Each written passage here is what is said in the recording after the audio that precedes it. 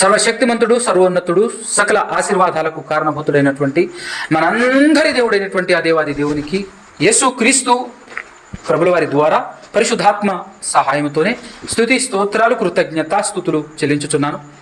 అదేవిధంగా ఆయన మాటలు విన్న మాటల ప్రకారంగా జీవించాలి అని ప్రయత్నపడేటటువంటి మీ అందరికీ కూడా క్రీస్తు నామంలోనే నా యొక్క శుభములు వందనాలు తెలియజేస్తున్నాను. జాగ్రత్తగా కొన్ని విషయాలు మనం విందాం. మన టైటిల్ ఏంటంటే అపవాదిని జయించటం ఎలా, ఓటమి ఎరుగని జీవితాన్ని ఈ లోకంలో అనుభవించటం ఎలా. ఈ రెండొకటే అర్థాన్ని ఇచ్చేటటువంటి టైటిల్, అపవాదిని జయించటం ఎలా. ఖచ్చితంగా ప్రతి క్రైస్తవుడు వినాల్సినటువంటి పాఠం. మనం చదువుకున్నటువంటి కీర్తనలో దావీదు గారి ఓటమెరుగని జీవితాన్ని మనం చూసాం కదా. ఓటమే తెలియదు, నన్ను ఎంతో బాధలు పెట్టారు, భయంకరమైనటువంటి బాధలు, అధిక బాధలు నన్ను కలుగచేశారు, నా పగవారు, నా శత్రువులు, అయినా కూడా నన్ను ఎదిరించలేకపోయారు, నన్ను ఓడించలేకపోయారు అనేటటువంటి మాట ఆయన మాట్లాడారు. సేమ్ వేలో మన జీవితంలో మనము కూడా అనుభవించబోతాం. ది బెస్ట్ ఎగ్జాంపుల్ ఎవరు? ఈ లోకాన్ని, ఈ లోకంలో ఉన్నటువంటి సాతాన్ని జయించిన మహావీరుడు, ధీరుడు, దైవకుమారుడు ఎవరైనా యేసుక్రీస్తు ప్రభువారు. మనకు తెలుసు ఎప్పుడు, ఎక్కడ, ఎలా ఆయన జయించాడు అనేటటువంటి విషయాలు మనం స్టార్టింగ్ నుంచి మాట్లాడుకుంటే ఒక్కసారి మత్తయి సువార్త 3వ అధ్యాయము 1వ వచనం, 4వ అధ్యాయం 4వ అధ్యాయం 1వ వచనం నుంచి జాగ్రత్తగా ధ్యానం చేద్దాం. అప్పుడు యేసు అపవాది చేత శోధింపబడుటకు ఆత్మ వలన అరణ్యమునకు కొనిపోబడెను. 40 దినములు 40 రాత్రులు ఉపవాసం ఉండిన పిమ్మట ఆయన ఆకలి కొనగా ఆ శోధకుడు ఆయన యొద్దకు వచ్చి. ఆపండి ఇక్కడ ఒక్కసారి. 2 వచనాలు చదివాం మనం. ఈ 2 వచనాల్లో అతి ప్రాముఖ్యమైన 2 విషయాలు దాగి ఉన్నాయి. జాగ్రత్తగా ఆలోచించండి. ఈ 2 వచనాలలో అతి ప్రాముఖ్యమైన 2 విషయాలు దాగి ఉన్నాయి. జాగ్రత్తగా ఆలోచన చేద్దాం మనం. మొదటి వచనంలో అప్పుడు యేసు అపవాది చేత శోధింపబడుటకు ఆత్మ వలన అరణ్యమునకు కొనిపోబడెను అనేటటువంటి మాట మనం చదివినప్పుడు ఇక్కడ మనకు అర్థం కావాల్సినటువంటి మెయిన్ పాయింట్ ఏంటంటే, శోధింపబడేటప్పుడు శోధింపబడుతున్నటువంటి వ్యక్తి అంటే ఆ శోధన ఏదైతే ఉందో అది దేవుని సమక్షంలో జరుగుతుంది అని ఫస్ట్ మనకు అర్థం కావాలి. ఏమర్థం కావాలి? శోధన అనేది, శోధింపబడటమైనటువంటి కార్యక్రమం దేవుని ముంగిట, దేవుని సమక్షంలో జరుగుతుందన్న సంగతి మనకు అర్థం కావాలి ఇక్కడ. అవునా? ఎందుకంటే దేవుని ఆత్మ కొనిపోతుంది ఎక్కడికి? సాతాను చేత శోధింపబడుటకు. అంటే శోధనకు పర్మిషన్ ఇచ్చేదే దేవుడు అన్న సంగతి మనకు అర్థం కావాలి. అర్థమవుతుందా మీకు? శోధనకు పర్మిషన్ ఇచ్చేదే దేవుడు అన్న సంగతి అర్థం కావాలి. ఏ శోధన? 2 రకాలు తెలుసు కదా. శోధన 2 రకాలు. ఒకసారి యాకోబు పత్రిక 1వ అధ్యాయంలో 12 నుంచి ఏం మాట్లాడుతున్నాడు ఇక్కడ? శోధనకు యేసుక్రీస్తు ప్రభుల వారిని శోధనకు కొనిపోతుంది ఎవరు? తీసుకెళ్తుంది ఎవరు? సాతాను. శోధనకు నిలవాలని పట్టుకెళ్తుంది. శోధనకు నువ్వు నిలబడాలి అని పట్టుకెళ్తుంది. ఇక్కడ ఉన్నాడు, శోధనకు నిలిచిన వాడు ధన్యుడు, శోధన సహించువాడు ధన్యుడు. అతడు శోధనకు నిలిచిన వాడై ఇక్కడ ప్రభువు ఒరిజినల్ అయితే తిక్కి లెటర్లో పడాలి, కానీ మామూలు లెటర్లోనే ఉంది. ప్రభువు తన్ను ప్రేమించు వారికి వాగ్దానము చేసింది దేవుడే కదా. వాగ్దానము చేసిన జీవ కిరీటము పొందుతాడట. ఎవరైతే శోధనకు సహించి శోధనలో నిలిచినటువంటి వాడు ఏం చేస్తాడు అంటే, దేవుడు ఏదైతే వాగ్దానం చేశాడో వాగ్దానం చేయబడినటువంటి జీవ కిరీటం పొందుతాడట. అర్థమవుతుందా? అయితే ఇక్కడ తెలుసుకోవాల్సినటువంటి ఇంకొక పాయింట్ ఏంటంటే, దేవుడు కీడు విషయమై అది లెక్క. కీడు విషయంలో ఒకవేళ నువ్వు తప్పు చేసి శోధన పొందుతున్నావా, తప్పు చేసి పాపము చేసి నువ్వు ఒకవేళ ఇబ్బందుల పాలయ్యావా, శోధన పాలయ్యావా, దేవునికి సంబంధం లేదు. దేవుని ఆధ్వర్యంలో కాదు అది జరిగేది. అది నీ అంతటా నువ్వు తెచ్చుకుంది, నీ మెడకు నువ్వు చుట్టుకుంది, అంతే తప్ప దేవునికి సంబంధం లేనిది. అలాగని మేలు విషయమై దేవుడు శోధిస్తాడా? కీడు విషయమై శోధింపబడనేరడు అని అన్నప్పుడు మేలు విషయమై దేవుడు శోధిస్తాడా? శోధించడు. కానీ శోధకుడికి పర్మిషన్ ఇస్తాడు అంతే. దేవుడేం శోధించడు, కానీ శోధకుడు ఒకడు ఉన్నాడు, వాడు కూడా దేవుని పని చేస్తున్నాడు కదా, వాడికి పర్మిషన్ ఇస్తాడు అంతే. ఎందుకంటే ఈ ప్రపంచం, ఈ లోకం దేవునిది అని మనం ఎప్పుడు మర్చిపోకూడదు.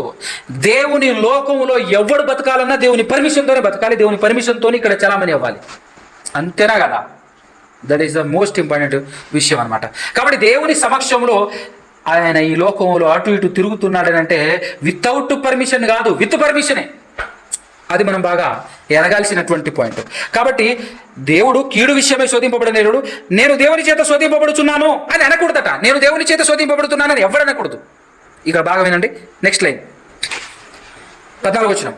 ప్రతివాడు తన సొంత దురాశ, స్వకీయమైన దురాశ చేత ఏడవబడి మరలు కొల్పబడిన వాడై శోధింపబడతాడు. అందరట చెప్తున్నాడు ఇక్కడ. ప్రతి ఒక్క వ్యక్తి ఎలా శోధింపబడతాడగా? తన సొంత దురాశ, తన స్వకీయమైన దురాశ చేత ఈడవబడి మరలు కొల్పబడిన వాడే శోధింపబడతాడు. అందరట అలానే శోధింపబడతారు, కానీ కొందరే ఇలా శోధింపబడతారు. ఎలా? యేసు ప్రభులా. కొందరే, అందరు అలా, కొందరే ఇలా. యేసు ప్రభువులా. యేసు ప్రభు ఏమైనా పాపం చేశాడా? యేసు ప్రభు ఏమైనా తన సొంత దురాశ చేత ఈడవబడ్డాడా? యేసు ప్రభు ఏమైనా స్వకీయ దురాశ చేత ఈడవబడి మరలు కోల్పబడిన వాడే శోధింపబడ్డాడా? నో. అవునా కదా? ఏ పాపము, ఏ దురాశ, ఏ ఆశ ఆయనకి లేదు. అయినా కూడా ఆయన శోధింపబడ్డాడు. అంటే యేసుక్రీస్తు ప్రభులు వారిలా శోధింపబడేటటువంటి వారు కొందరే. కానీ ప్రతివాడు ఎలా శోధింపబడతాడు? తన స్వకీయమైన దురాశల చేత మరలు కోల్పబడిన వాడై శోధింపబడతాడు. కాబట్టి మొదటి విషయం 4వ అధ్యాయం మత్తయి సువార్త 1వ వచనంలో ఉన్నటువంటి మ్యాటర్ నేను చెప్పాను ఇప్పుడు మీకు. మొదటి విషయం, మనం మొదటి వచనం చదివేటప్పుడు మనకు అర్థం కావాల్సినటువంటి పాయింట్ ఏంటంటే, కొందరే ఇలా శోధింపబడతారు. అందరూ తమ స్వకీయ దురాశల వలన మరలు కోల్పబడిన వారై శోధింపబడతారు. కానీ కొందరే ఇలా శోధింపబడతారు. దేవుడు పర్మిషన్ ఇచ్చి దేవుని సమక్షంలో జరుగుతుంది. అది కూడా ఎప్పుడు జరుగుతుంది? ఇప్పుడు చూడు జాగ్రత్తగా 2వ వచనంలో, 4వ అధ్యాయం మత్తయి సువార్త 2వ వచనం.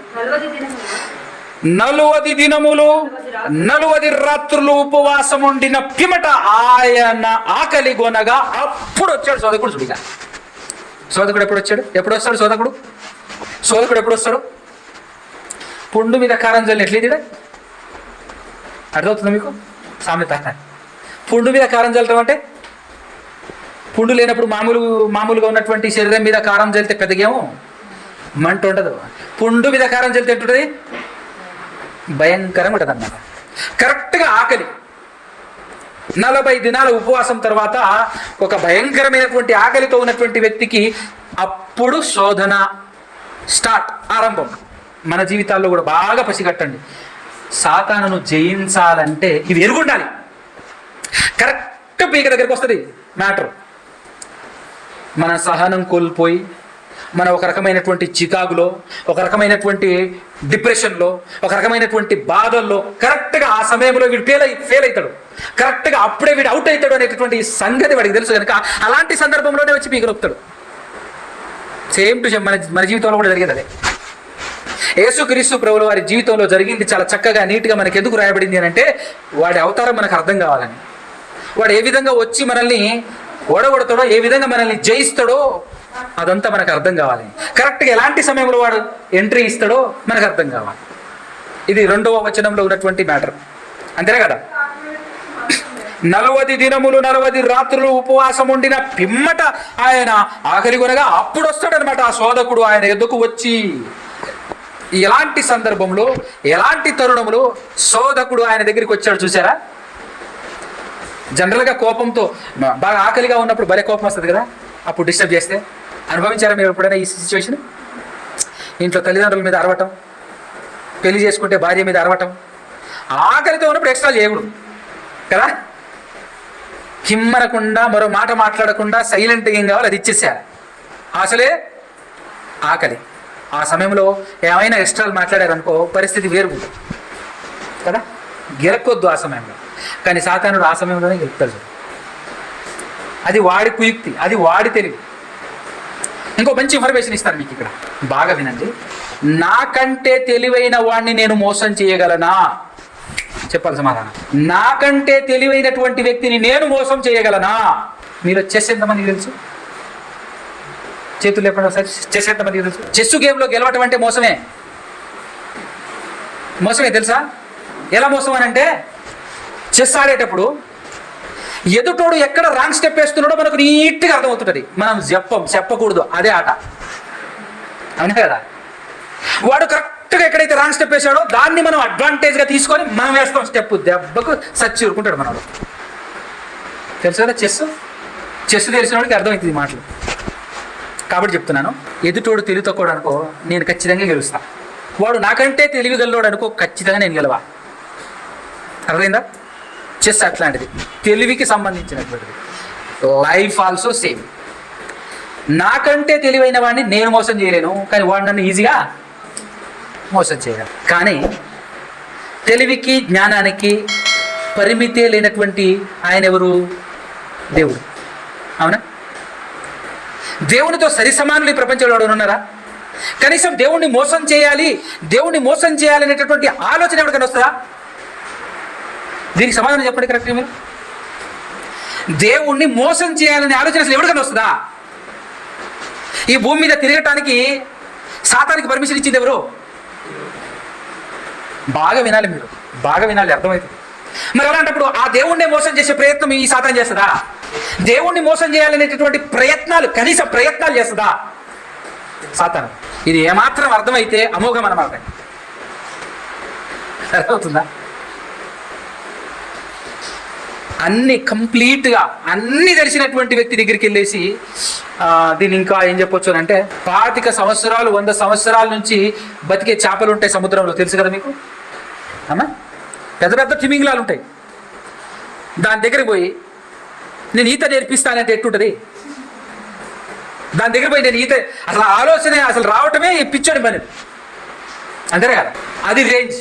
అంతకు మించి కూడా దేవుని విషయానికి వస్తే, తెలివి విషయంలో, జ్ఞాన విషయంలో ఆయన ముందు తెలివిని ప్రదర్శించాలనే ప్రయత్నం ఎవరైనా చేస్తారా?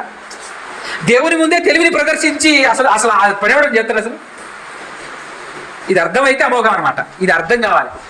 దీన్ని మరి ఆ లెవెల్లోనికి వెళ్ళి నేనైతే ఎక్స్ప్లెనేషన్ చేయలేను, కానీ మీరు అర్థం చేసుకుంటే బాగుంటుంది.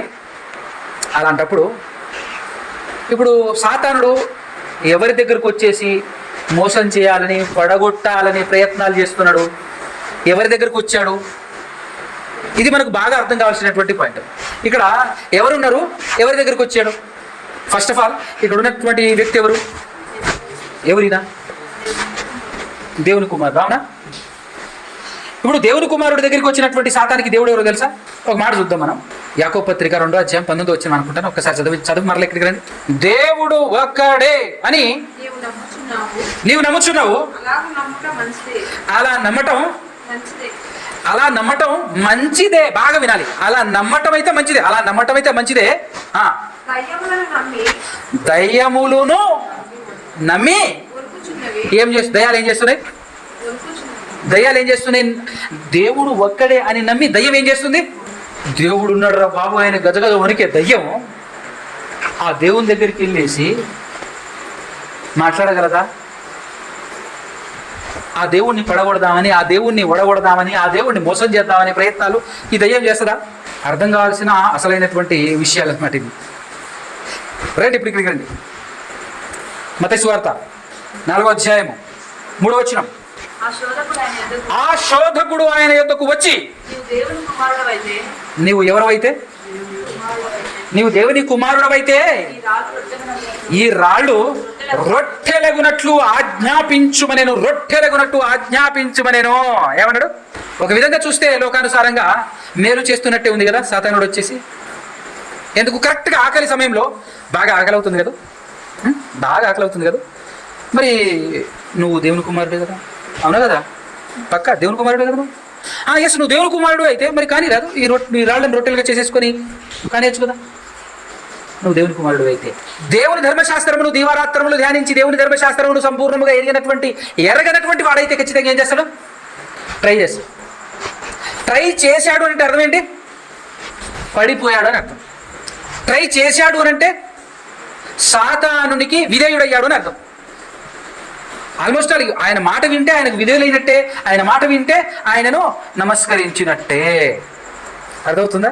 కానీ యేసుక్రీస్తు ప్రభువు వారు ఆ సందర్భంలో ఏం చెప్పాడు? చదవండి, ఏం చెప్పాడు? హలో సాతాను, మనుషుడు రొట్టె వలన మాత్రము కాదు గాని దేవుని నోట నుండి వచ్చు ప్రతి మాట వలన జీవించును అని ఎక్కడ రాయబడి ఉంది?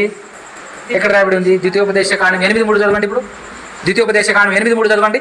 ఆహారము వలననే గాక యెహోవా సెలవిచ్చిన ప్రతి మాట వలన నరులు బ్రతుకుదురు అని నీకు తెలియజేయుటకు ఆయన నిన్ను అణిచి నీకు ఆకలి కలగజేసి నీవే గాని నీ పితరులే గాని ఎన్నడెరుగని మన్నాతో నిన్ను పోషించెను అనే మాట రాయబడింది అక్కడ. చూసారా? అంటే ఇప్పుడు ధర్మశాస్త్రం యేసు ప్రభుకు తెలుసు కంప్లీట్గా. కాబట్టి ఏం చేస్తున్నాడు? తెలుసు కాబట్టి ఏం చేస్తున్నాడు? సాతానుని ఈజీగా జయిస్తున్నాడు. హేతు అడుగు ప్రతివానికి సాత్వికముతో సమాధానం చెప్పకపోయినా ఓడిపోయినట్టే సుమా, అంతేనే కదా? సరైనటువంటి టైంలో సరైనటువంటి విధానంలో సమాధానం చెప్పేసి రావాలి. సమాధానం చెప్పకపోయినా ఏమైనట్టు? ఓడినట్టే కదా. కానీ యేసు ప్రభు చాలా చక్కగా ఓపికతో సమాధానం చెప్పాడు. మాటకు మాటే సమాధానం చెప్పాడు తప్ప సాతాను చేయమన్నట్టుగా చేయలేదు. ఇప్పుడు మనకు అర్థం కావాలి, మనం సాతాన్ని జయించాలంటే మనకి ఏముండాలి? మనకు బైబిల్ జ్ఞానం తెలిసి ఉండాలి. ఏం జ్ఞానం తెలిసి ఉండాలి? దీవరాత్రములు ధ్యానించి ఉండాలి. ఎందుకంటే ఈరోజు సాతానుడు ఉజ్జృంభిస్తున్నాడు. ఆ సాతానుని మాట మనం వింటున్నాం, మనం పడిపోతున్నాం.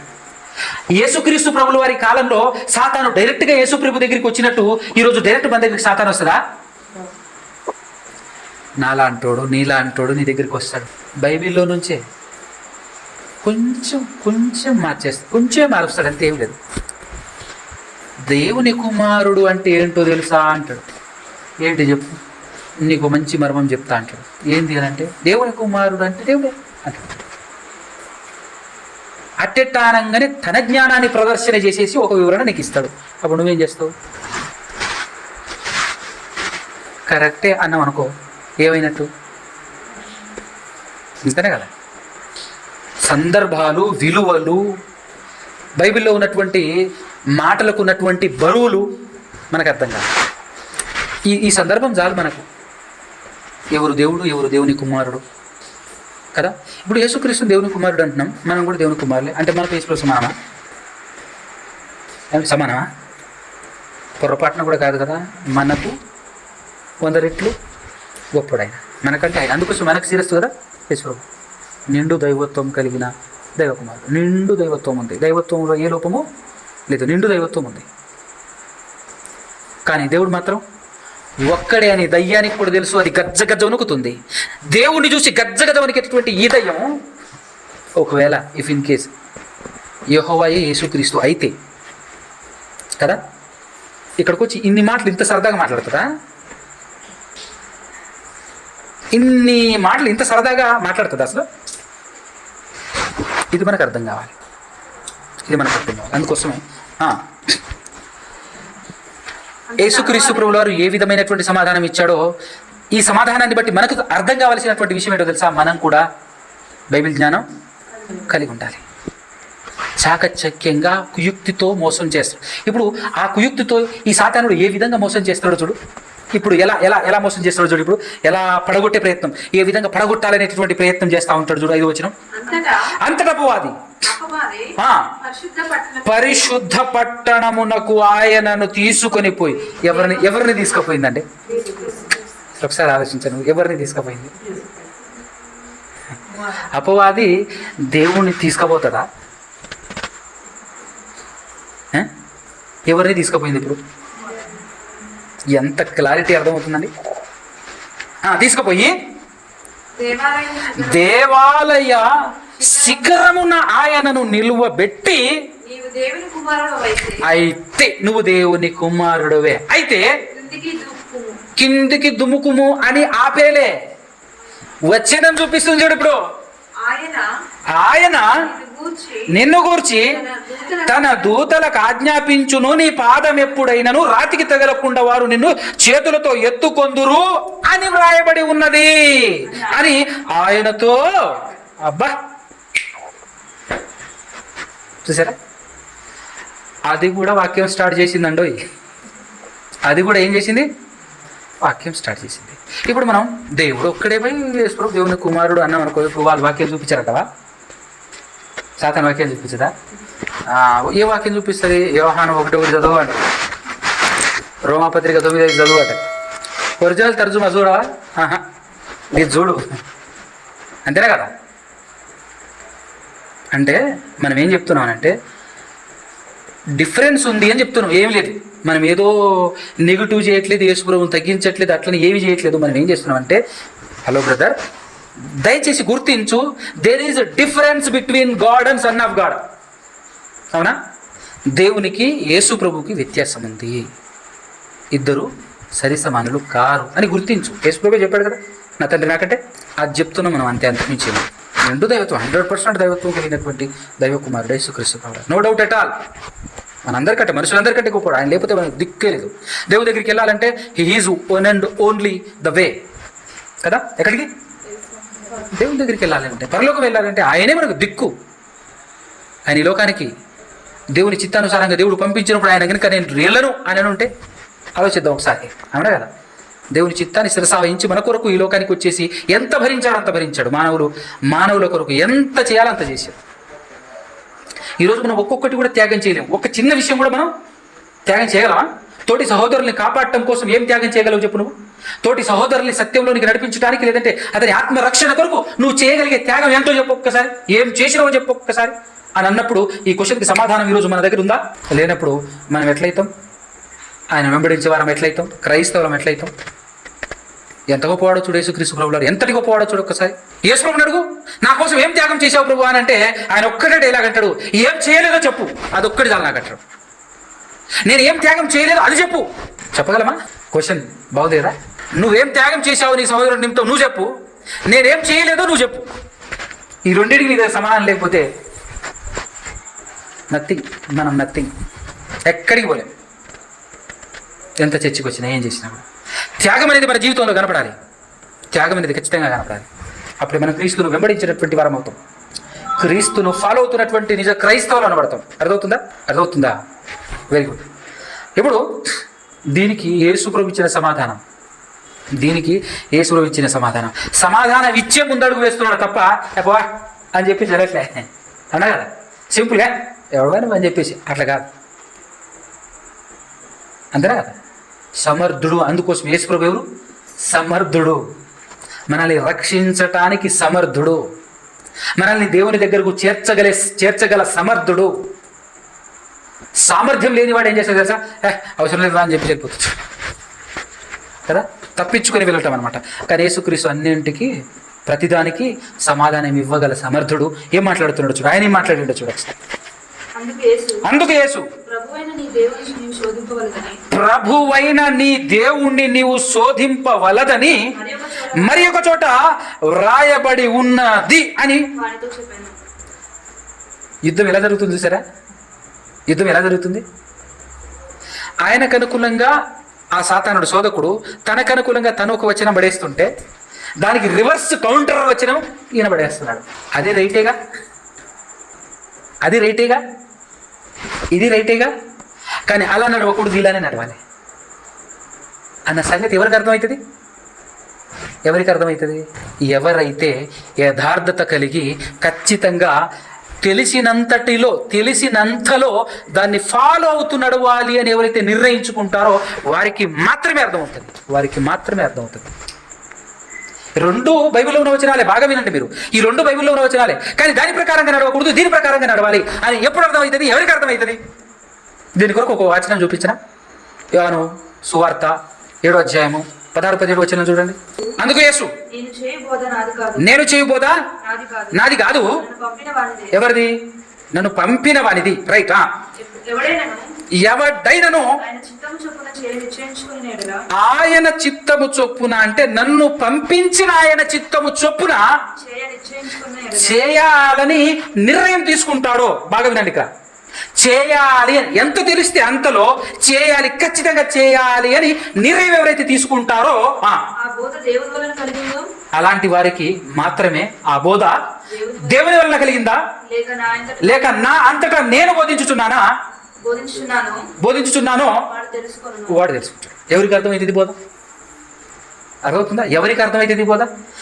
ఎవరైతే తనకు తెలిసింది కొంత అయినా ఆ కొంతలో నమ్మకముగా ఉండాలి, ఆ కొంతలో ఖచ్చితంగా నేను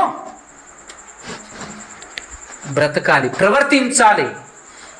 నాకు తెలియబడిన 4 విషయాలు ఏవైతే ఉన్నాయో నా 4 విషయాల పట్ల విలువ కలిగి నేను దాని ప్రకారంగా నడుచుకోవాలి, నా జీవితంలో దాన్ని అనువదించాలి, ఫాలో అవ్వాలి అని ఎవరైతే అనుకుంటాడో అలాంటి వారికి మాత్రమే ఏమర్థమవుతుంది? బోధ అర్థమవుతుంది. బోధ అర్థమవుతుంది, క్రీస్తు బోధ అర్థమవుతుంది. అంతేనా కదా? ఏ వచనం ప్రకారంగా నడవాలి? యేసుక్రీస్తు ప్రభుల వారు అనేక సూచక క్రియలు చేశాడు. అవన్నీ బైబిల్లో వచనాలుగా రాయబడ్డామా కదా? యేసు ప్రభు చేశాడు, నేను కూడా చేస్తా అంటే ఇంకో ఆయన వచ్చేసి దాన్ని ఫాలో అవ్వకూడదు అని ఎవరికి తెలుస్తుంది? దాన్ని ఫాలో అవ్వకూడదు బైబిల్లో ఉన్నది, కానీ దాన్ని నువ్వు ఫాలో అవ్వకూడదు. ఈరోజు యేసు ప్రభు చేసిన నేను చేస్తా నువ్వు అనకూడదు, ఇది ఎవరికి అర్థమవుతుంది? అది బైబిల్లోనే ఉంది. దానికి ఆపోజిట్ ఇంకొకటి ఏమిటో తెలుసా? శరీరం కేవలం నిష్ప్రయోజనం, ఆత్మీయ జీవింపచేయుచున్నది అనేటటువంటి మాట, ఇంకా బలమైనటువంటి మాట, ఈ జీవితకాలము మట్టుకే నువ్వు క్రీస్తునందు నిరీక్షించు వారమైన ఎడల మనుషులందరికంటే నువ్వు ధన్యుడివి కాదు దౌర్భాగ్యుడివి అని అన్నప్పుడు అర్థం కావాలి మనకు. ఓహో, అవి సూచక క్రియలు, నేను చేయాల్సిన క్రియలు కావు. ఏ క్రియలు? సూచక క్రియలు. యేసు చేసిన క్రియలు ఏ క్రియలు అంటే అర్థం ఏంటో? సూచక క్రియలు అనే మాట అర్థం తెలుసా మీకు? ఏదో విషయాన్ని సూచించడానికి చేసిన క్రియ అది. అర్థమవుతుందా? ఏదో ఒక విషయాన్ని సూచించటం కోసం జరిగిన క్రియలే తప్ప నువ్వు చేయటం కోసం కాదు. నాయన ఏం సూచించాలి అవి? ఆయన ఇవి చేస్తున్నప్పుడు మనిషికి ఒకటి అర్థం కావాలి. ఆయన అన్ని చేశాడు అని నువ్వు విన్నప్పుడు, నువ్వు చదివినప్పుడు నీకు ఒకటి అర్థం కావాలి. ఓహో, ఈయన చేయగలుగుతున్నాడంటే ఈయన వెనకాల దేవుడు ఉన్నాడు, ఈయనను పంపించిన దేవుడు, ఈయన దేవుని యొద్ద నుంచి వచ్చాడు అని గమనించాలి. ఆ జ్ఞానం మనకు ఉండాలి. చాలా తక్కువ మంది దగ్గర ఇవి అర్థమయ్యేది, చాలా తక్కువ మంది దగ్గర అర్థమయ్యేది. అందుకోసం యేసు ప్రభువు కూడా చెప్పాడు కొందరి అని. ఇది బైబిల్ విజ్ఞానం, ఇది బైబిల్ పాండిత్యం. ఎవరికి అర్థమవుతుంది? ఎవరైతే తెలుసుకున్న 4 విషయాల్లో పర్ఫెక్ట్గా బ్రతకాలని ఉద్దేశం కలిగి ఉంటాడో అలాంటి వారికి మాత్రమే అర్థమవుతుంది కదా. సాతానును అప్పుడే నువ్వు జయించగలవు. లేకపోతే సాతానుడు మనందరికంటే తెలివైన వాడు సుమా, మర్చిపోకు. అవునా? సాతానుని మనం గెలవలేము, అందుకోసమే మనం ఆశ్రయించాము సాతానుని జయించిన దైవ కుమారుణ్ణి. ఎందుకు మనం యేసును ఫాలో అవుతున్నాము అంటే, అమ్మ బాబురే, ఆయన ఒక్కడే ఈ ప్రపంచంలో ఆయన్ని ముచ్చమటలు పట్టించింది, 30 చెరువుల నీళ్ళు దాల్పించింది ఆయన ఒక్కడే. కాబట్టి ఆయన ఎట్లా దాపించిండో తెలుసుకుంటే నేను కాస్త బయటపడతా. ఎందుకంటే నాకంతా నాలెడ్జ్ లేదు, నాకంటే జ్ఞానవంతుడు వాడు. ఎవడు? సాతానుడు. మనకంటే జ్ఞానవంతుడే కదా, మనకంటే తెలివిలోనే కదా. అందుకోసమే సింపుల్గా పడేస్తాడు, చిట్టిక వేసి పడేస్తాడు. నేను సింపుల్గా ఈజీగా పడిపోతాం మనం. మరి మనం పడిపోకుండా ఉండాలి అంటే మనకు మాదిరి దేవుడు చూపించినటువంటి స్తంభం, ధ్వజస్తంభము ఎవరు? పట్టుకోగట్టిగా ధ్వజస్తంభాన్ని, యేసుక్రీస్తు. పట్టుకోగట్టిగా ఆయనను వెంబడించు, జాగ్రత్తగా చూడు, ఆయనను ధ్యానించు, ఆయన గురించి స్టడీ చేయి, అర్థమవుతుంది. అందుకిచ్చాడు. అందుకోసమే ఆయన జీవితం మనకు మాదిరి. దేవునికి జీవితకాలం లేదు, ఉందా? దేవునికి జీవితకాలం లేదు. దేవుడు అసలు భూలోకానికి రాలేదు. వచ్చాడా? రాలేదు. చాలా కొందరికి అర్థమవుతుంది. సాతానుడు నా సామ్రాజ్యాన్ని కూల్చటానికి ఈ సత్యాన్ని బోధిస్తున్నదని చెప్పేసి అది ఉజ్జృంభిస్తుంది ప్రస్తుత కాలం. యేసుక్రీస్తు ప్రభువారు ఎంత జాగ్రత్తగా చేస్తున్నాడు చూసారా, ఎంత జాగ్రత్తగా సమాధానం చేస్తున్నాడు తెలుసా? ఇది కూడా ఎక్కడుంది? మళ్ళా రాయబడి ఉంది అని ద్వితీయోపదేశకాండం 6:16 ఉంటుంది. నువ్వు వాక్యం చెప్తే దానికి ధీటైన వాక్యం నేను చూపించలేనా? మరి అది కూడా బైబిల్లోనే ఉంది కదా అంటే ఉంటుంది, కానీ దాన్ని ఫాలో అవ్వకూడదు, దీన్ని ఫాలో అవ్వాలి. దాని ప్రకారంగా కాదు నడవాల్సింది, దీని ప్రకారంగా నడవాలి. అనే వాస్తవాలని యేసుక్రీస్తు ప్రభువు వారు మాట్లాడుతున్నాడు. అర్థమవుతుందా? నువ్వు దూకు, నీ పాదాలు అంతనే కదా. ఇప్పుడున్నటువంటి అనేక మంది బోధకులు ఎట్లున్నారు తెలుసా?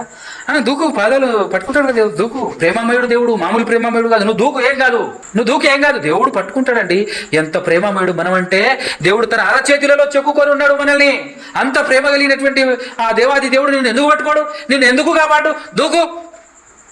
నన్ను కాపాడాడు, నిన్ను ఎందుకు కాపాడాడు? కాపాడాడు, దూకు. కాపాడలేదు అనుకో, నీ భక్తి సరిగలేదు అంటాడు తర్వాత. నీ విశ్వాసం సరిలేదని చెప్పేసి ఆయన వేస్తాడు కథం. ఆయన తప్పించుకుంటాడు, దేవుని మీద నింద వేస్తాడు. ఈయన మీదనే వేస్తాడు నింద. ఎవరి మీద? వ్యక్తి మీద వేస్తాడు. ఇది నేటి కాలంలో జరుగుతున్నటువంటి సమాజం కాబట్టి చాలా జాగ్రత్తగా ఉండాలి. క్రీస్తును పర్ఫెక్ట్గా ఫాలో అవుతూ వాస్తవాలను నేర్చుకోవాల్సినటువంటి పరిస్థితి. ఈ విధంగా 2 సందర్భాల్లో సాతానుకు ధీటైన సమాధానం. ఎలాంటి సమాధానం? నోరు మూసుకునే విధంగా సమాధానం చెప్పి కదులుతున్నాడు చూడు అక్కడి నుంచి. నెక్స్ట్ సందర్భం 8వ వచనం.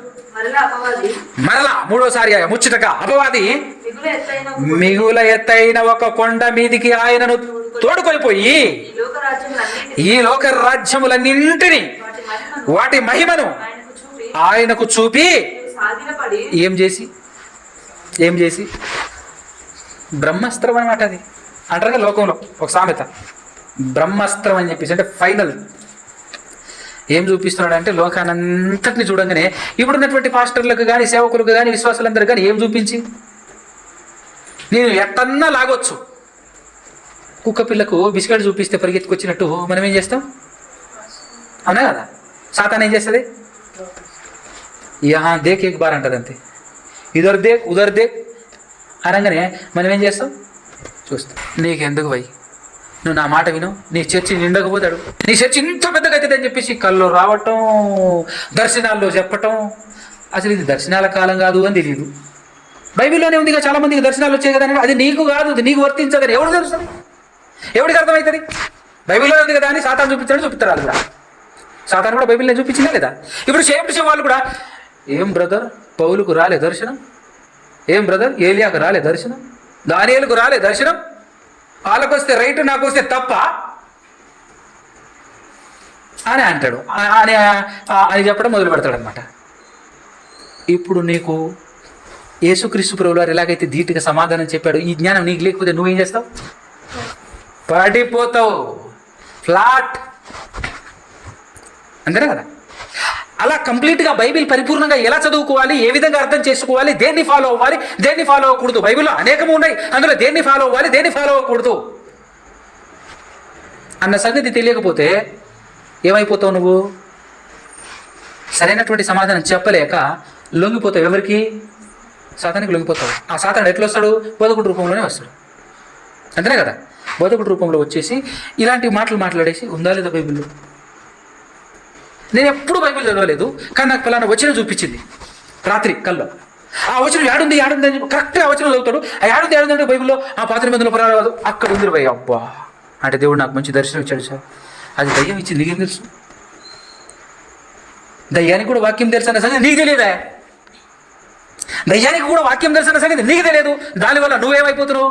మోసపోతున్నావు. అరే బాబు, నీకు అర్థం కావాలి, యేసు ప్రభుకి వాక్యం చెప్పింది. అది యేసు ప్రభు వాక్యమైనటువంటి యేసు క్రీస్తు దగ్గరికి వచ్చి వాక్యం చెప్పిందనంటే నువ్వు ఒక లెక్క, మనం ఒక లెక్క. కాబట్టి ఎంత జాగ్రత్తగా ఉండాలి బైబిల్ అర్థం కావాలంటే. ఈరోజు ఎంత ప్రయాసపడుతున్నారు తెలుసా? చిత్ర విచిత్రాలు అనమాట. ఏది? యేసుక్రీస్తు ప్రభులు వారు కూడా దేవుడు అని చెప్పి నువ్వు పూజించు. దానికోసం ఏమన్నా చేస్తారబ్బా, ఎట్టనన్నా మారుస్తారా అసలు, ఏ రేంజ్లో చేస్తారు. ఇప్పుడు ఏమన్నా తప్ప బ్రదర్ యేసు ప్రభు దేవుని కుమారుడు అని చెప్తే దైవత్వం కలిగిన నిండు దైవత్వం కలిగిన దేవుని కుమారుడు, ఆయన ద్వారానే దేవుని దగ్గరికి చేరుకోగలము. దేవుడు ఒక్కడే తప్ప. దీంట్లో ఏమైనా నష్టం ఉందా?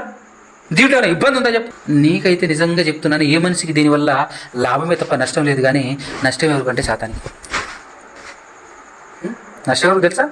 సాతానికి. ఎందుకంటే యేసుక్రీస్తు ప్రభుల వారిని దేవుని కుమారుడు అని నువ్వు నమ్మినావు అనుకో, యేసుక్రీస్తు ప్రభుల వారిలా బ్రతకాలని యేసు ప్రభుని వెంబడించే ప్రమాదం ఉంది. దానికి ప్రమాదం, మనకి కాదు. యేసుక్రీస్తును వెంబడించావని అనుకో, దాన్ని దొక్కుతావు నువ్వు పక్క. దేని దొక్కుతావు? సాతాన్ని పక్క దొక్కుతావు. ఎందుకంటే తొక్కింది యేసు ప్రభు. యేసు ప్రభుని ఫాలో అయితే తొక్కుతావు, యేసు ప్రభుని పూజిస్తే దొక్కవు. అర్థమవుతుందా? కాబట్టి లోకంలో క్రీస్తును పూజించే క్రైస్తవ్యం ఉందా, వెంబడించే క్రైస్తవ్యం ఉందా అని అంటే పూజించే క్రైస్తవ్యం ఉంది, ఇక్కడ వెంబడించే క్రైస్తవ్యం లేదు. ఇప్పుడు మళ్ళీ ఏం స్టార్ట్ చేశారు తెలుసా? అంటే యేసుప్రభువుని పూజించకూడదా, యేసుప్రభువుని ఆరాధించకూడదా అని వాక్యాలు స్టార్ట్ చేస్తారు. మళ్ళీ వాక్యం మొదలు పెడతారు. సాతాను ఏమైనా తక్కువ తిన్నది అనుకుంటున్నావా? అదే వాక్యం చూపిస్తుంది. ఎట్లాంటి వాక్యం చూపిస్తుంది? జ్ఞానులు, తూర్పు దేశపు జ్ఞానులు వచ్చారు, ఏం చేశారు? పూజించారా లేదా అంటారు.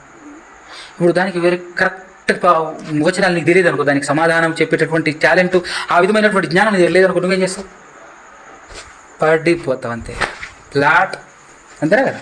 యేసుప్రభు అంటాడు స్వయంగా ఆయన పెద్ద అయిన తర్వాత బోధిస్తూ మేము మాకు తెలిసిన దాన్ని ఆరాధిస్తామయ్యా అని. యేసుప్రభువే ఎవరిని ఆరాధించాలి అని అన్నప్పుడు సమరయ స్త్రీతో ఏమంటాడు? తండ్రిని ఆరాధించాలి. దేవుడు ఆత్మ, దేవుణ్ణి ఆరాధించాలి. ఆ దేవుడు ఆత్మ గనుక దేవుణ్ణి ఆరాధించేవారు ఆత్మతో సత్యముతో ఆరాధించాలి అన్నట్లు. అవునా కదా? మరి నీ గురించి ఏం చెప్తావు ప్రభు అని చెప్పేసి అన్నావు అనుకో, ఏమంటాడు తెలుసా? ఎవడైనా సరే నన్ను వెంబడింపగోరిన వాడు తన్ను తాను ఉపేక్షించుకొని నన్ను వెంబడించవలేను అని అంటాడు. నన్ను వెంబడించాలి అని అంటాడు.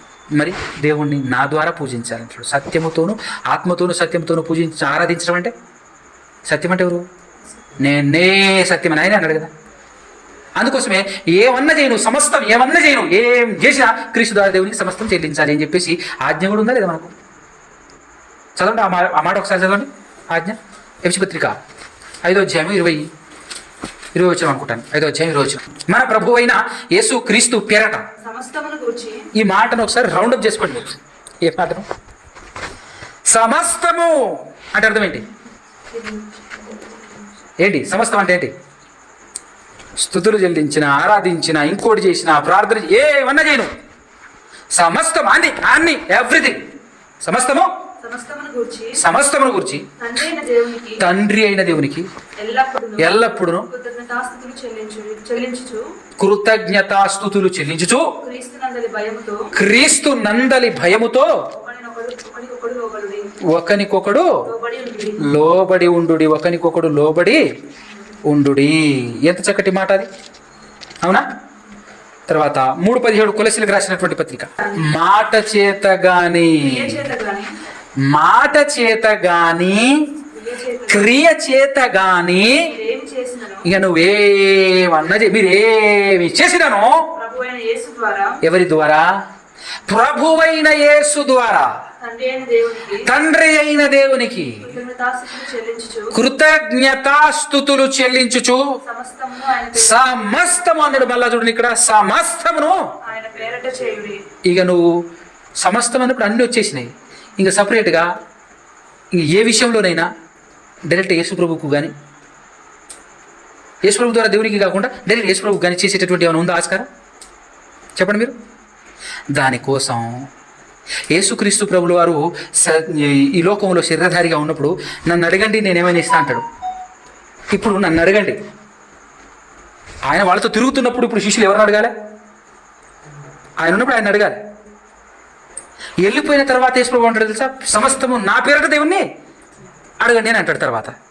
కానీ ఇప్పుడు ఈయన ఏం చేస్తాడు తెలుసా? సాతాను ఏం చేస్తాడు తెలుసా? అది తీసుకొస్తుంది, ఆలోచన తీసుకొస్తుంది. ఇదో నన్ను అడగండి నేను చెప్పాడు, నన్ను అడగండి నేను చెప్పాడు, అది తీసుకొస్తాడు. సందర్భం సమయము ఏమీ తెలియకపోతే నువ్వేమవుతావు?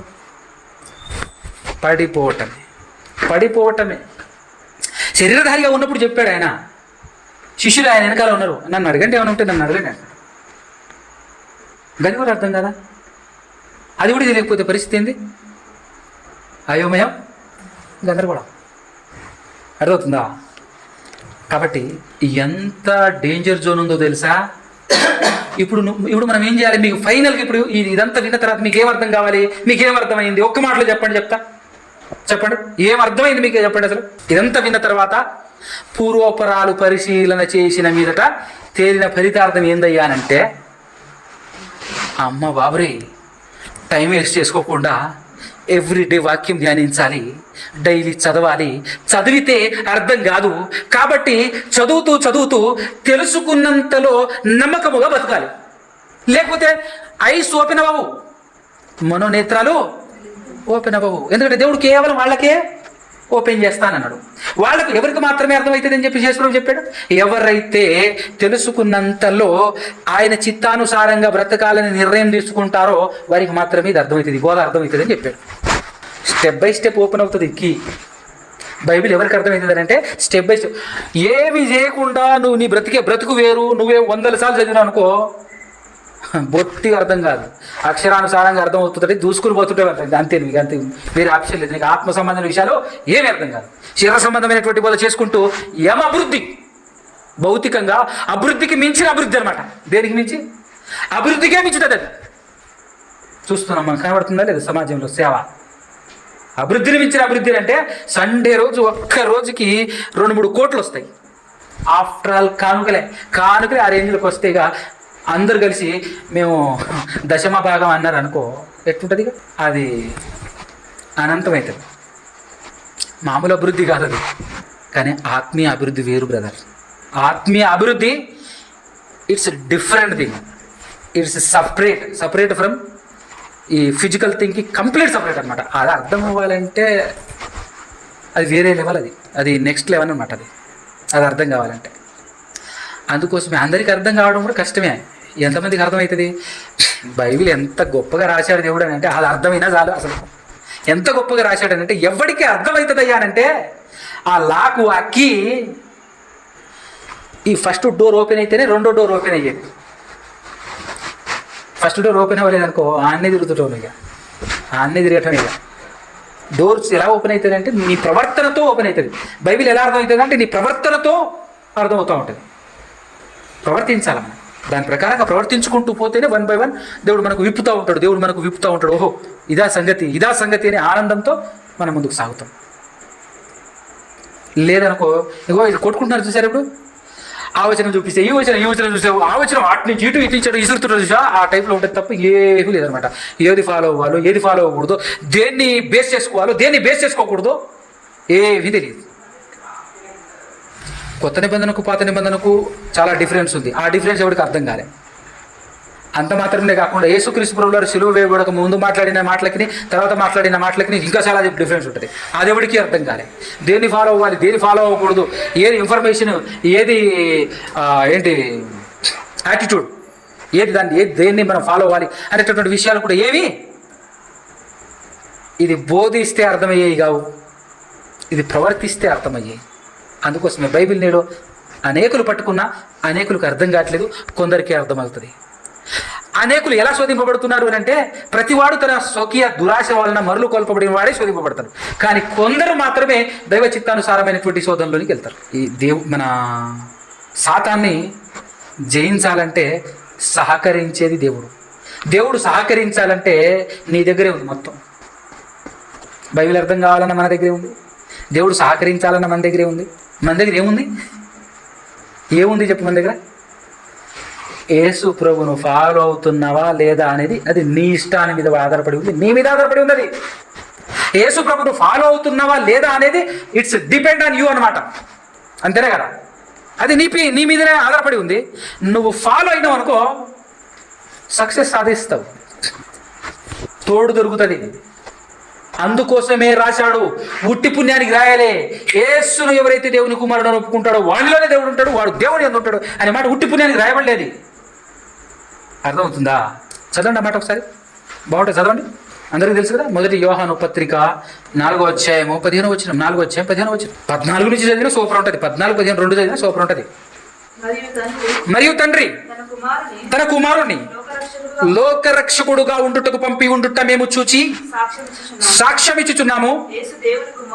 యేసు దేవుని కుమారుడని ఎవడు ఒప్పుకొనునో, ఎవడైతే ఒప్పుకుంటాడో, ఎవడు ఒప్పుకొనునో అద్ది లెక్క వానిలో దేవుడు నిలిచి ఉన్నాడు, వాడు దేవుని యందు ఉన్నాడు. ఎలా? ఇలా. ఎందుకు? ఇందుకు. ఇది అర్థమైతే మ్యాటర్ అర్థమవుతుంది, అవునా కదా? కానీ నిన్ను యేసును ఫాలో చేయనీయకుండా, యేసు క్రీస్తు ప్రభుల వారిని వెంబడించనివ్వకుండా అడ్డుగడ్డుగున అడ్డుపడుతుంది సాతానుడు. ఎందుకంటే యేసు ప్రభువును ఫాలో అయ్యావా డెఫినెట్లీ దాని తలను తొక్కుతావు, దాన్ని చితకబాతావు అన్న సంగతి ఎవరికి తెలుసు? దానికి తెలుసు. అందుకోసమే అసలు నిన్ను రూట్లోనికే రానియట్లే. నిన్ను ఆ రూట్లోనికి రానివ్వట్లేదు. ఈరోజు క్రైస్తవ్యాన్నంతటినీ దారి మళ్లించి ఉన్నది, అది దారి మళ్లించి ఉన్నది. శాయశక్తుల మటుకు ప్రయత్నాలు చేస్తున్నారు చాలామంది, తెలుసా? దాని అనుచరులు. దేవుడు ఒక్కడే, ఆయన తండ్రి, యేసుప్రభు దేవుని కుమారుడు అని నమ్మితే నొప్పా, ఇబ్బందా? ఎందుకు అలా నమ్మట్లేవు నువ్వు? ఎందుకు అలా నమ్మట్లేవు నువ్వు? ఏదో ఏమంటుంది యాకోబు చేసిన వంట ఏంటి? కలగూర వంటకం లెక్క మొత్తం కలగలిపి ఎందుకు ఎందుకు అదంతా ఎందుకు? కన్ఫ్యూజన్ ఎందుకు? తండ్రి ఎవరు అంటే దేవుడు అంటావు, కుమారుడు ఎవరు అని అంటే దేవుడే అంటావు, పరిశుద్ధాత్మ ఎవరు అంటే దేవుడే అంటావు, ఎంతమంది అయ్యా దేవుడు అని అంటే ఒక్కడే అని అంటావు. విన్నోడు పిచ్చోడు కావాలి. బుర్రగొక్కాల్సింది ఎవరు? ఇప్పుడు అడిగినోడు సమాధానం, నేను అడుగుతున్నటువంటి వాడు పిచ్చోడు కావాలంతే. ఏం తప్ప ఇట్లా అంటే అంతే, అట్టెట్టారంటే అంతే, వివరణ కావాలంటే అద్భుతంగా ఇస్తాం. మళ్ళా నీకు అర్థం కాలేదనుకో తప్పు నీదే, మళ్ళీ మాదేం కాదు. నేను అనుకున్నట్టు నేను చెప్పినట్టు నీకు అర్థం కాలేదంటే లోపం నీదే, నాకు అస్సలు కానే కాదంటాడు. అంతే. అసలు అవుతుందా? ఏం లేదు అసలు. ఇదన్నమాట లెక్క.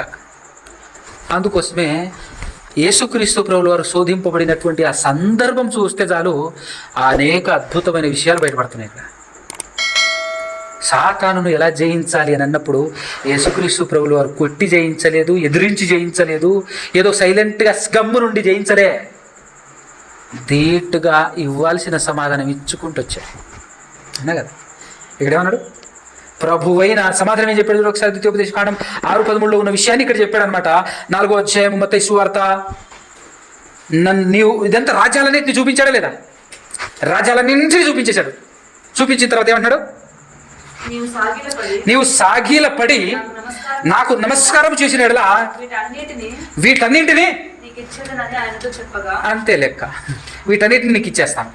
అవునా కదా? వీటన్నిటిని నీకు ఇచ్చేస్తాను. ఇప్పుడు వాటన్నిటిని పొందుకున్నటువంటి సేవకులు లేరా? వాటన్నిటిని స్వాధీనపరుచుకున్నటువంటి క్రైస్తవులు లేరా? అంటే ఈ క్రైస్తవులకు ఎవరు ఇచ్చినట్టు? మళ్ళీ ఏమంటారు తెలుసా?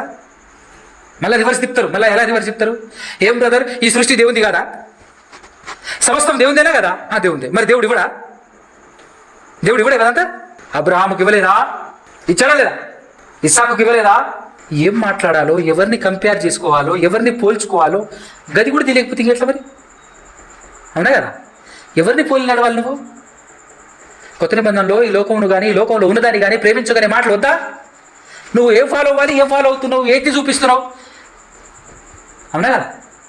ఇప్పుడు నీకు వాక్యం తెలియదు అనుకో, నీకు వాక్యం యొక్క విధానం తెలియదు అనుకో, ఏది ఫాలో అవ్వాలి, ఏది ఫాలో అవ్వకూడదు అనేటటువంటి ఈ సిస్టమ్, ఈ రైట్ రూట్ నీకు అర్థం కాలేదనుకో, నీకు తెలియదని అనుకో, ఉట్టినే మోసపోతావు. అందుకోసమే నాన్న కొందరే, ఇది యేసుప్రభు మాట. అందరికి అర్థం కాదు, అందరు నడవలేరు దాన్ని, అందరు వెంబడించలేరు నన్ను. కొందరే. ఎందుకంటే ఇది మహా విజ్ఞానానికి సంబంధించినటువంటి విషయం. బైబిల్ ఒక మహా అద్భుతమైన గని. అంత ఆశమాషిగా ఉట్టిగా నేను చదువుతూ ఉంటే అర్థమయ్యేది. అది అక్షరం అర్థమవుతుందేమో కానీ, అక్షరం అర్థమవుతుందేమో నీకు కానీ ఆత్మ సంబంధమైన విషయాలు అర్థం కావు. ఎంత చక్కటి మాట, ఎంత అద్భుతమైనటువంటి మాట. ఇప్పుడు లోకాన్ని చూపించి ఏవేవో మాట్లాడుతుంటాడు. ఈయన ఆల్రెడీ పడిపోతాడు, సాతానికి పడిపోయి సాతాను చూపించిందల్లా అన్ని కోరుకొని పొందుకొని దేవుడిచ్చాడు. ఎవరిచ్చారు? దేవుడే ఇస్తే డౌట్ ఏంటంటే యేసుప్రభు ఎందుకు ఇంత బాధపడ్డట్టు అనవసరంగా? అపోస్తలులైనటువంటి పౌలు ఎందుకు ఇంత ఇబ్బంది పడ్డట్టు అనవసరంగా? పేతురు, యోహాన్లు వీళ్ళందరూ ఎందుకు ఇబ్బంది పడ్డట్టు? తెలివి ఎక్కువ ఏం మాట్లాడతారు తెలుసా బ్రదర్? అది ఆ కాలం, ఇది ఈ కాలం. ఆ కాలంలో కార్లు లేవు, ఆ కాలంలో ఏం లేవు, బంగ్లాలు లేవు. ఈ కాలంలో ఉన్నాయి. అప్డేట్ కావాలంటారు. రకరకాలైనటువంటి మాటలు, తప్పించుకునే మాటలు. మనుషుల దగ్గర తప్పించుకోవచ్చేమో బ్రదర్. నువ్వు మనుషులు అడిగేవాడు సహాయమే చేస్తున్నాడు ఖచ్చితంగా మాట్లాడాలంటే. నిన్ను ప్రశ్నించేవాడు నీకు మేలే చేస్తున్నాడు. మనిషి గుర్తిస్తే కరెక్ట్గా అది. నిన్ను క్వశ్చన్ వేస్తున్నాడు, నిన్ను నిలువుగా నిలబెట్టి అడుగుతున్నాడు అంటే నీకు మేలే చేస్తున్నాడు. దాన్ని బట్టే నన్ను మారుతావేమన్నది. మారితే మేలు, మారకపోతే నష్టం. కానీ ఆయన మాత్రం ఆయన స్టైల్లో ఆయన తీర్పు తెచ్చేశాడు. ఆ విధంగా దేవుని తరఫున తీర్పు తెచ్చేశాడు. ఇప్పుడు ఈ విధంగా మాట్లాడినప్పుడు ఏమంటారు తెలుసా? ఏం బ్రదర్ నీకు సంఘం లేదా? నీ పని నువ్వు చూసుకుంటూ పోవచ్చు కదా, వాడు ఏమైపోతే నీకెందుకు, వాడు ఏం చేస్తే నీకెందుకు అని అంటే మరి ప్రేమేది? పక్కడు సర్వనాశనం అయిపోతుంటే చూస్తూ ఊరుకోవాలి, నా పని నేను చేసుకుంటూ పోవాలా? ఏమర్థం అవుతుంది బైబిల్ నీకు? సాతాను వైపు తిరిగినావా ఏంది? అంతేనా కదా? నాది నా ఇష్టం, నా ఎవడు ఎటు పోయినా నాకు అవసరం లేదు, నాది నేను చూసుకుంటూ పోతా అనేవాడు ఎవడు తెలుసా? సాతానుకు లోబడ్డవాడు. 100% సాతానుకు లోబడ్డవాడు. క్రైస్తవుడైనా, సేవకుడైనా, విశ్వాసి అయినా, ఎవడైనా కానీ వాక్యానుసారంగా కాకుండా, వాక్యంలో ఉన్నటువంటి సరైనటువంటి వివరణ విధానంలో రాకుండా, ఆత్మ సంబంధమైనటువంటి వివరణలోనికి రాకుండా, శరీర సంబంధమైనటువంటి విధానాలను బోధిస్తూ ముందుకు సాగుతుంటే ఖండించేవాడు గరుడు, మహనీయుడు, మహానుభావుడు. ఒక మాటలో చెప్పాలంటే ప్రేమ కలిగిన వాడు, అస్సలు నిజమైన ప్రేమ కలిగినటువంటి వాడు. నీ మనసుకు గాయమైన చేయాలి కానీ నీకు సత్యం చెప్పాలనుకుంటున్నాడు. ఒరిజినల్ స్నేహితుడు, నిజమైన ప్రేమికుడు అతను. కానీ అతన్ని సాతాను సంబంధంలో ఎక్కువ కదా, గుంపు పెద్దది కదా, అందరు ఏమంటారు తెలుసా? రివర్స్ ఇతన్ని అంటుంటారు అనమాట. ఒరే నీకెందుకు రా, నీ పని నువ్వు చేసుకొని పోరాదు, విమర్శ చేయటమేనా నీ పని? ఎప్పుడు విమర్శిస్తూనే ఉంటావా నువ్వు? ఆ యాంగిల్లో ఆలోచిస్తుంటారు, ఆ యాంగిల్లో ఆలోచించి ఆ యాంగిల్లో చూస్తూ ఉంటారు అనమాట. ఆయన చేసింది విమర్శ కాదు బ్రదర్, నీ మేలు కొరకు చెప్తున్నాడు. రూట్ అది కాదు, అర్థం చేసుకో. అంటే అర్థం చేసుకోకుండా మరలా ఇక్కడ సాతాన్ని నిలబెట్టట్టు దీనికి సమాధానం చెప్పాలని నిలబడతాడు. ఆయన ఏం చూపిస్తాడు? ఆయనకు అనుకూలంగా అన్నీ చూపిస్తాడు. కానీ ఫాలో అవ్వాల్సినవి కావు. నువ్వు ఫాలో అవ్వాల్సినటువంటి విధానం వేరే ఉంది. ఇది చాలా దైవికమైనటువంటి పరిమాణం అంటారు దీన్ని, దైవికమైనటువంటి విధానం. ఇది అర్థం కావాలి. బైబిల్లో చాలా వచనాలు ఉంటాయి, పోటాపుటికి చూపించుకోవటానికి, కొట్టుకోవటానికి, ఇసురుకోవటానికి కాదవి. అర్థం కావట్లే. ఎవరికి అర్థమవుతుంది అంటే వయసుతో సంబంధం లేదు. ఎవరైతే ఫాలో అవుతున్నారో క్రీస్తుని, ఫాలో అవ్వాలని కంకణం కట్టుకొని, ఫాలో అవ్వాలని నడుము బిగించుకొని ఎవరైతే ఉంటారో పసిబాలుడైనా అతనికి అర్థమవుతుంది. అది లెక్క. అందుకోసమే పెద్ద వారికి కాకుండా పసిబాలులకు నువ్వు నా ఈ జ్ఞానాన్ని బయలుపరిచావు తండ్రి, అందుకు నేను స్తుతిస్తున్నానని ఎవరంటారు ఈ మాట? దేవుణ్ణి స్తుతిస్తూ ఎవరంటారు ఈ మాట? ఈ మత్తయి సువార్త 12 చేయాలనుకుంటాను కదా, చదువు ఒక మాట. మత్తయి సువార్త 11:25. ఆ సమయమున యేసు చెప్పినదేమనగా, తండ్రి ఆకాశమునకును భూమికిని ప్రభువా, నీవు జ్ఞానులకును వివేకులకును ఈ సంగతులను ఏం చేసి ఎట్లా మరుగు చేశాడండి? మరుగు చేశాడట. ఏమైనా ప్యాక్లు ఏమైనా పెట్టాడా బైబిల్లో కనబడకుండా? క్లిప్లు ఏమైనా పెట్టిండా? ఏమి లేదే. మరి ఎట్లా మరుగు చేశాడు? అంత ఓపెన్ ఉందిగా ప్రభు, చదువుకుంటున్నారు అందరూ. మరి ఎలా మరుగు చేసావు ప్రభు అని అంటే, అదే మరి దేవుడు అంటే. That is the God. దేవుని టాలెంట్ అది. ఎవరైతే ఫాలో అవుతారో, ఎవరైతే తెలిసిన కొంతలో నమ్మకంగా నడుస్తారో, నడిచే ప్రయత్నం చేస్తారో వాళ్ళకి మాత్రమే ఓపెన్ అవుతుంది. వాళ్ళకి మాత్రమే ఓపెన్ అయ్యి మిగతా వాళ్ళకి జ్ఞానులని, పెద్ద వాళ్ళని, శాస్త్రులని, అవునా, వివేకులని చెప్పేసి ఎవరైతే అనుకుంటారో వాళ్ళకి ఓపెన్ అవ్వదు. వివేకి ఇందాక పాట పాడాము, జ్ఞానిని నేననుకు నీవు పొంగుచుంటివా, దైవ భక్తి జ్ఞానమని గ్రహించుకుంటివా, నేనే వివేకినంటూ విర్రవీగుట, వినయ విధేయతలకు విలువివ్వు సోదరా. దీనికి విధేయతలకు చోటు ఇవ్వాలి. అలాంటి వారికి మ్యాటర్ అర్థం అవుతుంది. విధేయత ఎవరికి? సాతానికి కాదు, దేవునికి విధేయులు అవటం అంటే దేవుడు నీకు తెలియచేసిన మాటల్లో నువ్వు ఖచ్చితంగా పాటించి నడవగలగాలి. అప్పుడే నీకు మ్యాటర్ అర్థం అవుతుంది. మరుగు చేయబడిన విషయాలు నీకు బహిర్గతం అవుతాయి. అవునా కదా? అందుకోసమే మాట్లాడుతున్నాడు చూడు, స్తుతించుచున్నాను. అవును తండ్రి, అవును తండ్రి. ఏమన్నాడు? వివేకులకు, జ్ఞానులకు, నీవు జ్ఞానులకును వివేకులకును ఈ సంగతులను మరుగు చేసి పసిబాలురకు బయలుపరిచినావని నిన్ను స్తుతించుచున్నాను. ఎవరిని స్తుతిస్తున్నారు? Tell me please. ఎవరిని స్తుతిస్తున్నారు? దేవునికి యేసుక్రీస్తు ప్రభువు వారు స్తుతిస్తున్నారు. ఎందుకు స్తుతిస్తున్నాడు? వివేకులకు, జ్ఞానులకు ఒక విషయాన్ని, అద్భుతమైన ఫాలో అవ్వాల్సిన విషయాన్ని మరుగు చేసేసి పసిబాలులకు బయలుపరిచావు. చూసావా? అందుకు స్తుతిస్తున్నారు ప్రభు అని మాట్లాడుతున్నాడు చూడు. ఇంకా మాట్లాడాలంటే భూమికి, ఆకాశానికి రారాజు ఎవరట? యేసు ప్రభు చెప్పాడు, నీవే. అది కోట్ చేసేట లేదా? ఇంతకు సమస్తానికి కీ పాయింట్, అన్నింటికి మూలం కీ పాయింట్ ఏంటి? మరుగు చేయబడినటువంటి విషయం అంటే కింద కంటిన్యూషన్లో సందర్భానుసారంగా చక్కటి విషయం చెప్తున్నారు. అవును తండ్రి, ఇలాగూ చేయటం నీ దృష్టికి అనుకూలమాయను. ఇలా చేయుట నీ దృష్టికి అనుకూలమాయను.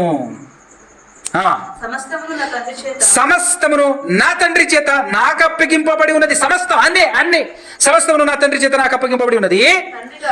తండ్రి గాకుండా తండ్రి గాక ఎవడను. That is the wonder thing. అందుకోసమే పేతురు నీవు సజీవుడు ఒక దేవుని కుమారుడు అని యేసుప్రభు కనంగానే యేసుప్రభు ఏమన్నాడు తెలుసా? నాకు తెలుసు, తండ్రి నీకు బయలుపరిచాడు. నీ అంతా నీకు తెలియలేదు, నీకు అర్థం కాదు ఈ విషయం. ఈ విషయం నీకు అర్థం కాదు 100%. ఎందుకంటే పేతురు తొందరపడతా ఉంటాడు అనమాట. ప్రతి విషయంలో నేను నడవాలి, యేసుప్రభు చెప్పినట్టు నేను చేయాలి అనేటటువంటి తపనాయంలో కనపడతా ఉంటాడు. చూసారా యేసుప్రభు మన పేతురు గారు? అంటే ఎవరైతే నడవాలని ప్రయాసపడుతుంటాడో, ప్రయత్నపడుతుంటాడో, నిశ్చయించుకుంటాడో ఆ వ్యక్తికి అర్థమవుతుంది అని చెప్పిన మాట చాలా క్లియర్గా అర్థమవుతుంది. చూసారా మనకు? అలాంటి వ్యక్తికి అర్థమవుతుంది. అక్కడ పెద్ద పెద్ద ఉంటారు, వివేకులు, జ్ఞానులు, శాస్త్రులు, ప్రధాన యాజకులు, పండితులు ఉన్నారు. ఎవరికి అర్థం కాలేదు ఈయన దేవుని కుమారుడని? ఎవరికి అర్థమైంది? పేతురుకు అర్థమైంది. ఎలా అర్థమైంది? ఎవరు బయలుపరిచారు? తండ్రి బయలుపరిచాడు. ఎందుకు బయలుపరిచాడు? ఆయనను వెంబడించాలనే ప్రయత్నంలో ఉన్నాడు కాబట్టి. ఎవరిని? యేసు ప్రభువును వెంబడించాలనే ప్రయత్నంలో ఉన్నాడు కాబట్టి దేవుడు ఆయనకు బయలుపరిచాడు ఒక అద్భుతమైనటువంటి సంగతి. అందుకోసం ఆయన ఓపెన్ అయ్యాడు. ఎస్, నువ్వెవరు నాకు తెలుసు, సజీవుడమైన దేవుని కుమారుడు. వండర్ఫుల్ మాట చెప్పాడు. మ్యాటర్ ఎంత క్లారిటీగా లింక్ అవుతుంది చూసారా, నీట్గా. ఇది మ్యాటర్. కుమారుడు గాకను, కుమారుడు ఎవనికి, ఈ కుమారుడు ఎవనికి తండ్రిని గూర్చి బయలుపరచాలని ఉద్దేశించునో వాడు గాకుండా మరి ఎవడును తండ్రిని. అది లెక్క. ఇంటర్లింక్ ఎంత బాగుంది చూసా. యేసు ప్రభు ఎవరు నీకెవరు చెప్పాలి? ఎవరు చెప్పాలి? దేవుడు చెప్పాలి. దేవుడు ఎవరో నీకెవరు చెప్పాలి? యేసు ప్రభు చెప్పాలి. అవే రైటు, అదే రైటు. ఈరోజు చెప్తున్న బోధకులు చెప్పింది కాదు రైటు. ఈరోజు బోధకులు అరుస్తున్న అరుపులు కాదు రైటు. ఏది రైటు? ఏది రైటు? తండ్రి యేసు ప్రభుని గురించి ఏం బయలుపరిచాడో అది రైటు. కానీ దాన్నే రంగుపూస్తున్నారు, ఏం తెలియదు. దేవుని కుమారుడే దేవుడే, దీని కూడా తెలియదా అంటాడు. చూడు ఏం మర్మం చెప్పినావు నువ్వు, అంతేనా? అట్లుందన్నమాట పరిస్థితి. నేటి కాలంలో కొంతమంది మరీ దారుణమైనటువంటి మాట్లాడినట్టే అసలు యేసు ప్రభు దేవునికి కుమారుడే కాదని. అసలు యేసు ప్రభు దేవునికి అసలు కుమారుడే కాదబ్బా అనబడ్డాడు అంతే. ఏం చేయబడ్డాడు? అనబడ్డాడు అంతేగాని అసలు కాదు, కుమారుడు కాదని. నాకు అనిపించింది, ఫైనల్గా మాట చెప్పి ముగించేస్తాను. నాకు అనిపించింది ఇట్లాంటి తోడు కనుక, ఇలాంటి వ్యక్తి కనుక గలతీలకు రాసినటువంటి పత్రిక 3వ అధ్యాయం 1-2 వచనాలు చదివితే పరిస్థితి ఏందో అనిపించింది నాకు. అసలు ఇలాంటి వ్యక్తి కనుక ఆ మాట చదివాడు అనుకో, ఇప్పుడు దేవుని కుమారుడు అనబడ్డాడే తప్ప దేవుడు కుమారుడు కాదు, దేవుని కుమారుడు కాదు ఆయన అని చెప్పేసి దేని బట్టి చెప్పాడు తెలుసా? లూకాసు వార్తలో ఉన్నటువంటి మాట, పరిశుద్ధుడై సర్వోన్నతుని కుమారుడు అనబడును అని గబ్రియల్ దేవదూత మరియమ్మతో చెప్తా ఉంటుంది. దాంతోపాటు దేవుని కుమారుడు అనబడతాడు అనేటటువంటి మాట ఉంటుంది అక్కడ. అనబడతాడు అంటే అనబడతాడు అంతేగాని కుమారుడు కాదని ఆ మాటను బట్టి చక్కటి వివరణ సాతాను ఎలా ఇస్తుందో అలా ఇచ్చింది అనమాట. సాతాను ఎంత చక్కగా వివరణ ఇస్తుందో అంతకంటే గొప్పగా. ఎందుకంటే కాస్త తెలివి తక్కువ సాతాను వాడుకుంటే ఎట్టుంటుంది? తింగరికి ఉంటుంది. కాస్త తెలివి ఎక్కువ ఉన్నటువంటి వ్యక్తిని వాడుకున్నాడు అనుకో సాతానుడు, ఎట్టుంటుంది? అసలు దొరకనట్టే ఉంటుంది. అవునా కదా? అట్లుంటుంది అనమాట. కాబట్టి నాకేమనిపించిందంటే అదంతా అయిన తర్వాత కొంపదీసి ఈయన కనుక గలతీ పత్రిక 3వ అధ్యాయం 1-2 వచనాలు చదివితే పరిస్థితి ఏందో అనిపించింది. అసలు చదవండి ఒకసారి. ఓ అవివేకులైన గలతీయులారా, మిమ్మును ఎవడు భ్రమ పెట్టెను? సిలువ వేయబడిన వాడైనట్టుగా యేసుక్రీస్తు మీ కన్నుల ఎదుట ప్రదర్శింపబడెను కదా. అంటే ప్రదర్శింపబడ్డాడు అంతే తప్ప నిజంగా సిలువ వేయబడలేదు. ఏం చేయబడ్డాడు? జస్ట్ మీ కన్నుల ఎదుర ప్రదర్శింపబడ్డాడు అంతే.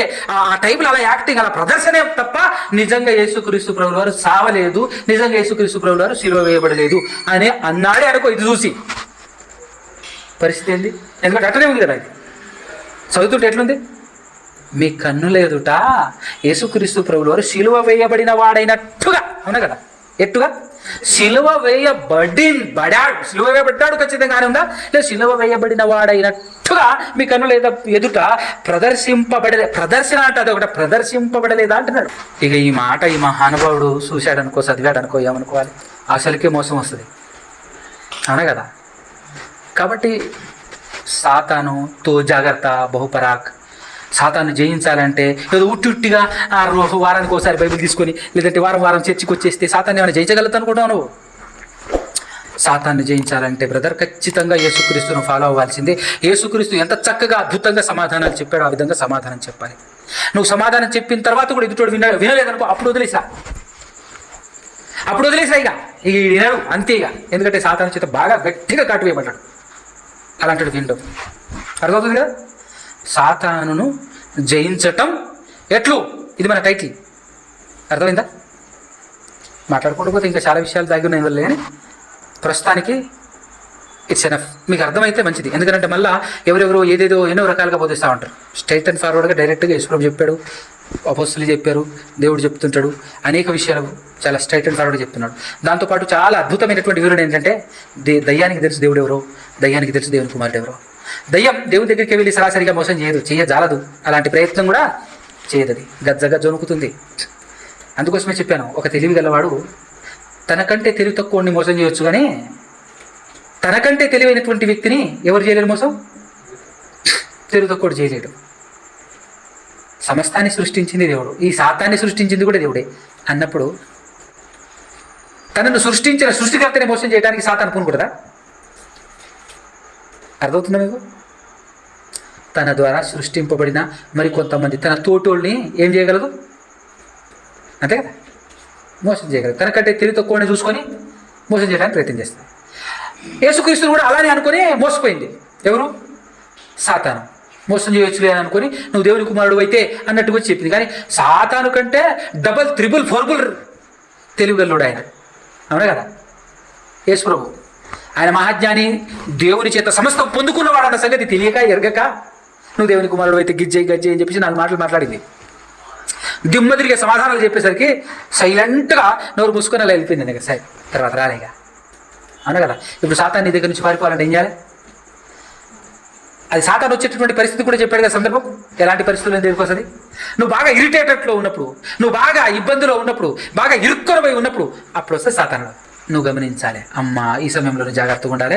అసలే ఇలాంటి సమయమే దానికి ఆసరా, కరెక్ట్ సమయంలో మాట్లాడుతుంది అని అనుకోవాలి. ఎలా మాట్లాడుతుంది? ఎవరు వచ్చి మాట్లాడతారంటే ఎవరో రారు, ఎవరో మనిషి వస్తారు నీ దగ్గరికి, మనిషే వస్తారు నీ దగ్గరికి. నువ్వు బాగా ఇరిటేషన్లో, బాగా ఇబ్బందుల్లో, బాగా ఇరుక్కొని ఉన్నప్పుడు నీ దగ్గరికి వచ్చేసి సాతాను చెప్తుంది. ఏం చెప్తుంది? అవునా కదా? కాబట్టి అలాంటి సందర్భంలో నువ్వు బీ కేర్ఫుల్. ఈ విషయాలన్నీ జ్ఞాపకం చేసుకో. ఎల్లప్పుడూ చదువుతూ ఉండు, బైబిల్ ధ్యానిస్తూ ఉండు. దేవుడు ఎవరో నీకు యేసుప్రభు చెప్పాలి, యేసుప్రభు ఎవరో దేవుడు చెప్పాలి. ఇంకెవరు చెప్పడానికి వీల్లేదు. ఎవరు చెప్పినా నమ్మొద్దు. మనం సమజవుతుందా? రైట్. ప్రార్థన చేసుకుందాం. కళ్ళు మూసుకొని తల చిన్న ప్రార్థన చేసుకొని ముగించుకుందాం. తండ్రి, పరిశుద్ధుడా, ఆశీర్వాదాలకు కారణభూతుడైన తండ్రి,